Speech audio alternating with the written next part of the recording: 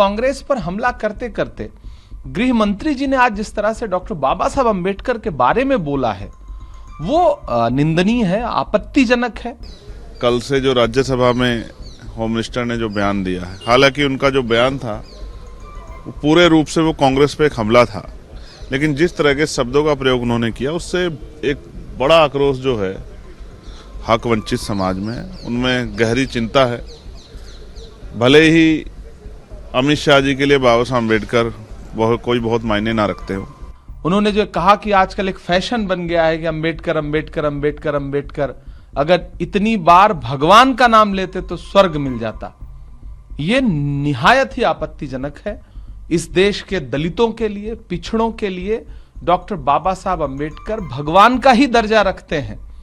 जो सम्मान, जो अधिकार, जो उनकी लड़ाई डॉक्टर बाबा साहब अम्बेडकर ने लड़ी है, आप इस देश के दलित समाज के किसी भी व्यक्ति से पूछ लीजिए, वो कहेगा कि मेरे दिल में डॉक्टर बाबा साहब अम्बेडकर के लिए एक अलग तरह का सम्मान है। इस देश के करोड़ों वंचितों, शोषितों महिलाओं के मुक्तिदाता है बाबा साहब अम्बेडकर, और जहां तक मैं समझता हूं उन्होंने जो कार्य किए हैं उनका योगदान भुलाया नहीं जा सकता। किसी को मजबूरी में और किसी को जरूरत में बाबा साहब अम्बेडकर का नाम लेना ही पड़ता है। मैं यहाँ मैं ये भी कहना चाहता हूँ कि भाई बाबा साहब अम्बेडकर सदा थे, सदा हैं और सदा रहेंगे।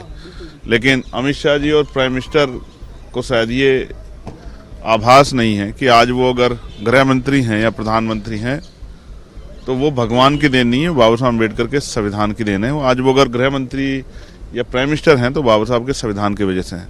तो गृह मंत्री जी कांग्रेस को कोसते कोसते जिस तरह उन्होंने डॉक्टर बाबा साहब अम्बेडकर पे अटैक किया है वो शर्मनाक है। और मुझे लगता है अमित शाह जी को, गृह मंत्री जी को इस बयान के लिए इस देश से माफी मांगनी चाहिए। और अहंकार बहुत अच्छा नहीं होता है। जैसे मैंने आपसे कहा कि ना सदा कांग्रेस सत्ता में रही और ना सदा भाजपा सत्ता में रहेगी। एक समय आएगा कि इसी देश के लोग इस भारतीय जनता पार्टी की सरकार को उखाड़ कर फेंक देंगे।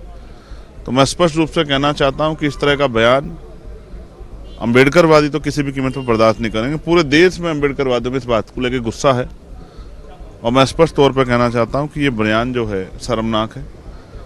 लेकिन जो इस बयान के नाम पे नारे लगा रहे हैं उनको भी कहना चाहता हूं कि जहां उनकी सरकार है वहां बाबा साहब अम्बेडकर के विचारों के आधार पर आप सरकार चलाएं तो शायद जो है बाबा साहब अम्बेडकर का नारा लगाना, जय भीम का नारा लगाना सफल हो पाएगा। दरअसल गृह मंत्री जी सदन में खड़े होकर के संविधान के 75 वर्षों पर चर्चा नहीं कर रहे थे बल्कि चुनावी भाषण दे रहे थे।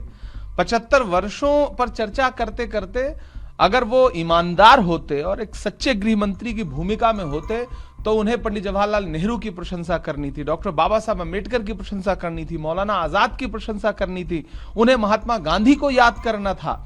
लेकिन वो बस उनकी नजर में तो, भाजपा की नजर में, भाजपा के आनुषंगिक संगठनों की नजर में तो 2014 के बाद ही देश आजाद हुआ है। सारा क्रेडिट वो लेंगे, सारा कोसना उनको कांग्रेस पार्टी के लिए है। कदम कदम पे नई दास्तां सुनाते लोग, कदम कदम पे कई बार झूठ बोलते हैं। मैं सोचता हूं कि दम लें तो मैं उन्हें टोकूं, मगर ये लोग लगातार झूठ बोलते हैं। हर मुद्दे पर झूठ बोलना, नेहरू जी को क्रिटिसाइज करना, इंदिरा जी को क्रिटिसाइज करना। मुझे लगता है कि कम से कम सदन की जो मर्यादा है वहां खड़े होकर के चुनावी भाषण नहीं करना चाहिए, और वो सत्ता पक्ष के लोगों को तो बिल्कुल नहीं करना चाहिए। ये अम्बेडकर आर्मी है। अम्बेडकर आर्मी हमेशा से लड़ती रही। ये तो लोग यहाँ लड़ रहे हैं, हम लोग तो उनके विचारों को लेकर गांव-गांव जाते हैं, जहां सामंती लोगों का सामना करना पड़ता है। जहां आज भी आपको याद है परभनी में क्या हुआ। मैंने कल भी 0 आवर में डाला था कि परभनी पर चर्चा हो, मैंने परसों भी डाला परभनी में। अब आप इसका एहसास करो इस बयान के बाद कि बाबा साहब अम्बेडकर की स्टैचू को छूने पर, उनके संविधान की प्रतिकृति को छेड़खानी करने पर परभनी में इतना बड़ी हिंसा हुई, इतना बड़ा जो है विरोध हुआ, और पुलिस की लाठियों से एक नौजवान की जो लॉ की पढ़ाई की थी जिसने, उसकी जान चली गई। संतोष सूर्यवंशी, सोमनाथ सूर्यवंशी। आप ये महसूस करके देखिए कि जब हम बाबा साहब के संविधान की प्रतिकृति को नहीं छूने देते, उसका अपमान नहीं बर्दाश्त कर सकते, और बाबा साहब के स्टैचू का अपमान बर्दाश्त नहीं करते, तो बाबा साहब का अपमान बर्दाश्त कर लेंगे। मैं आपको स्पष्ट तौर पर कह रहा हूं बाकी लोगों का विरोध जो है वो राजनीतिक हो सकता है, हमारा विरोध उनके सम्मान के लिए, और अगर उनके अपमान कोई करने का प्रयास करेगा तो हमारे लोग उसको छोड़ेंगे नहीं।